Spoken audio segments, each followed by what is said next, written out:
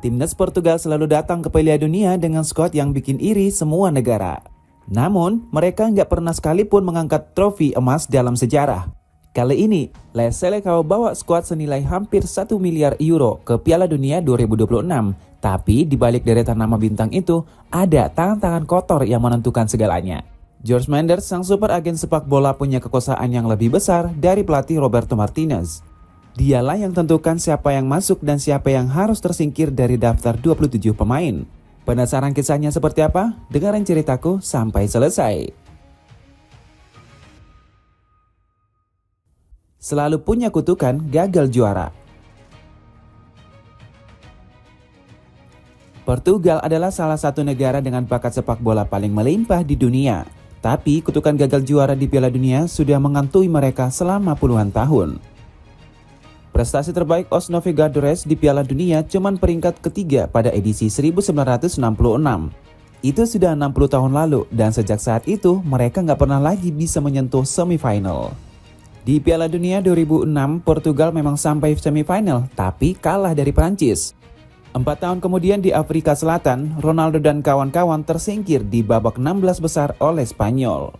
Piala Dunia 2014 di Brazil jadi momen paling memalukan. Portugal gagal lolos dari fase grup dan pulang tanpa prestasi apapun meski punya Ronaldo di puncak karirnya.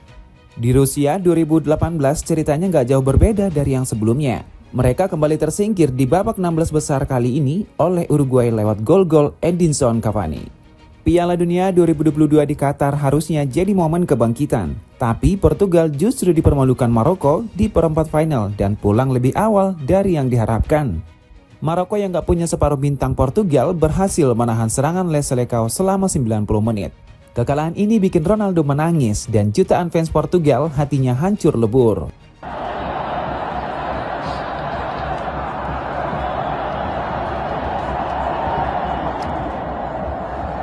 Di Euro 2024 ceritanya masih tetap sama aja.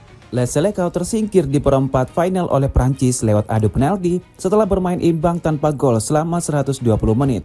Pola ini yang bikin banyak orang percaya ada kutukan yang menghantui Portugal di turnamen besar. Mereka selalu punya pemain-pemain kelas dunia di setiap generasi tapi selalu gagal di momen krusial. Padahal mereka berhasil juara Euro 2016 dan Nation League 2019 yang buktikan kualitas mereka ada. Sekarang pertanyaannya, kenapa tim semahal ini selalu gagal? Jawabannya mungkin bukan soal kualitas pemain, tapi soal siapa yang mengendalikan komposisi skuad di balik layar. Jorge Mendes otak kotor timnas Portugal. Nama Jorge Mendes mungkin gak seterkenal Cristiano Ronaldo di mata publik, tapi kekuasaannya di sepak bola Portugal jauh lebih besar dari siapapun termasuk pelatih timnas sendiri. Mendes adalah pendiri Gestifoot, agensi sepak bola paling berkuasa di dunia. Pria yang memulai karir sebagai DJ klub malam di Portugal ini sekarang kelola 155 klien aktif dengan nilai kolektif mencapai 1,6 miliar euro. Dia sudah 10 kali dinobatkan sebagai agen terbaik dunia di Globe Soccer Awards. Perjalanan dari DJ klub malam ke orang paling berkuasa di sepak bola dunia ini penuh kontroversi. Good evening. It's an honor to be here again. Thank you very much to Globe Soccer for the award. I'm deeply proud. Last year was one of the best years ever of my company Gestifoot. This year I'm going to try again to improve as much as possible to do even better with hard work, ambition and passion. I would like to thanks to my wife, to all my family, my Gestifoot team and managers and players. Thank you very much and Happy New Year for all of you. Thank you.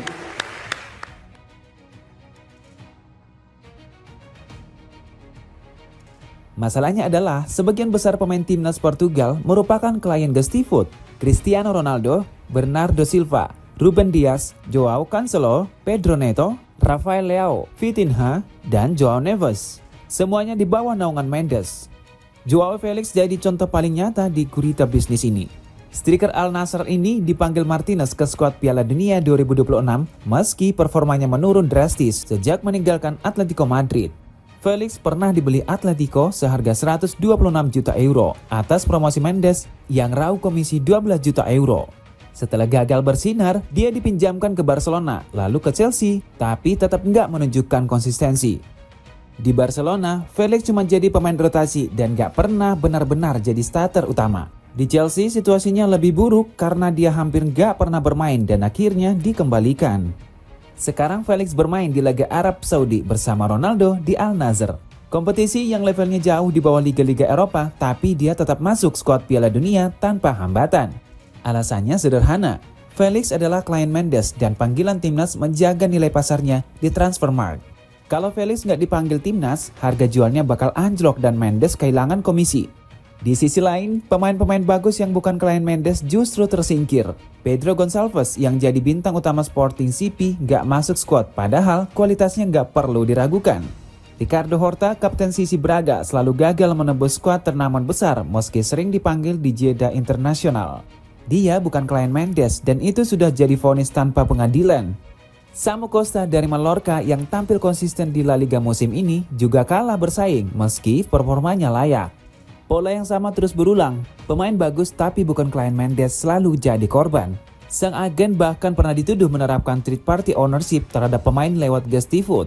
Praktik ini sangat kontroversial dan sudah dilarang FIFA, tapi pengaruh Mendes terlalu besar buat dilawan. Pengaruhnya nggak cuma di level pemain. Mendes juga mengegeni pelatih-pelatih besar seperti Jose Mourinho dan Nuno Espirito Santo. Artinya, dia bisa mengendalikan siapa yang melatih dan siapa yang bermain. Wolves di Premier League pernah jadi klub anak emas Mendes setelah diakuisisi Fosun Internasional yang punya saham di Gestifood. Nuno jadi pelatih dan belasan klien Mendes langsung direkrut termasuk Ruben Neves, Pedro Neto, dan Diogo Jota. Ketika Monaco promosi ke Ligue 1 pada 2013, Mendes juga mengendalikan rekrutmen habis-habisan. Falcao, James Rodriguez, Bernardo Silva, dan Joao Moutinho semuanya didatangkan lewat tangan Mendes. Pola ini sama persis dengan apa yang terjadi di timnas Portugal. Mendes nggak perlu jadi pelatih atau presiden federasi, cukup kuasai pemainnya dan dia kuasai segalanya. Pertanyaannya, apakah timnas Portugal juga sudah jadi timnas Mendes, di mana kepentingan bisnis agent lebih diutamakan daripada kebutuhan taktik pelatih? Roberto Martinez sendiri nggak pernah secara terbuka akui pengaruh Mendes, tapi komposisi skuad yang selalu dipenuhi klien Gestifood sudah dibicarakan lebih keras dari kata-kata apapun. Sneakers keren dengan model yang nggak kalah kece dengan brand terkenal. Cek link di bawah ini. Kesempatan terakhir Cristiano Ronaldo. Di tengah semua politik kotor ini, ada satu cerita yang sangat emosional. Cristiano Ronaldo berusia 41 tahun dan ini kemungkinan besar Piala Dunia terakhirnya. Ronaldo bakal cetak rekor sebagai pemain yang tampil di 6 edisi Piala Dunia. Gak ada pemain lain dalam sejarah yang pernah melakukan ini dan mungkin gak akan ada lagi. Portugal beruntung punya Ronaldo selama 2 dekade lebih. Tanpa dia, mustahil Portugal bisa juara Euro 2016 di Paris, meski sang kapten cedera di final. Momen Ronaldo cedera di menit ke-25 final Euro 2016 melawan Prancis itu jadi salah satu cerita paling emosional di sejarah sepak bola. Dia menangis di pinggir lapangan, tapi tetap jadi pelatih bayangan yang memotivasi rekan-rekannya sampai trofi terangkat.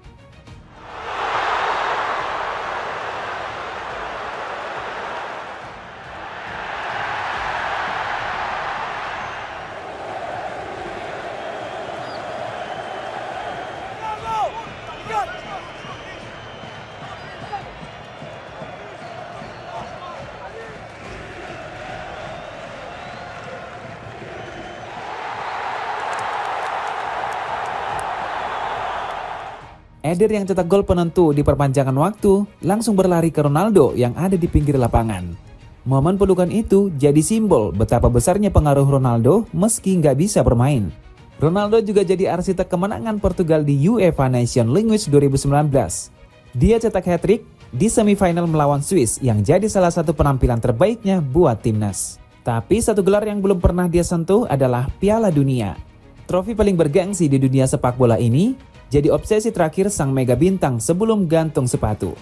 Perannya di Piala Dunia 2026 kemungkinan besar sudah berbeda dari edisi-edisi sebelumnya.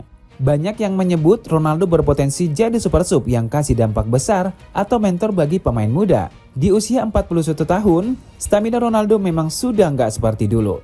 Tapi pengalaman dan mentalitasnya yang pantang menyerah itu gak bisa diukur dari angka statistik apapun. Kehadirannya di ruang ganti juga kasih efek psikologis yang sangat besar buat pemain-pemain muda. Joao Neves, Vitinha, dan Francisco Conceição bisa belajar langsung dari legenda hidup. Portugal ada di grup K bersama Kolombia, Uzbekistan, dan Republik Demokratik Kongo. Grup yang seharusnya bisa dilewati kalau skuad dimainkan berdasarkan kualitas, bukan kepentingan agen. Roberto Martinez sendiri punya ambisi besar dan Portugal pantas jadi juara dunia. Tapi ambisi itu bakal sia-sia kalau yang menentukan komposisi skuad bukan pelatih, melainkan Jorge Mendes. Kami siap menulis sejarah baru, Portugal pantas menjadi juara dunia, kata sang pelatih. Ironi terbesar dari semua cerita ini adalah Ronaldo yang jadi pemain terhebat Portugal juga merupakan klien pertama Jorge Mendes. Mendes yang membesarkan karir Ronaldo dari Sporting ke Manchester United sampai Real Madrid. Tapi Mendes juga yang mungkin jadi alasan Portugal gak pernah juara dunia. Skuad yang dipilih berdasarkan bisnis bukan kualitas gak akan pernah bisa menang di level tertinggi. Kalau jaket tebal waterproof yang cocok dipakai di cuaca ekstrim bisa kamu dapetin mulai dari 118 ribuan aja. Cek link di bawah ini. Jadi begitulah cerita gurita bisnis pemain titipan di timnas Portugal yang mungkin jadi alasan mereka nggak pernah juara dunia. Gimana menurut kalian? Ada komentar tentang cerita tadi?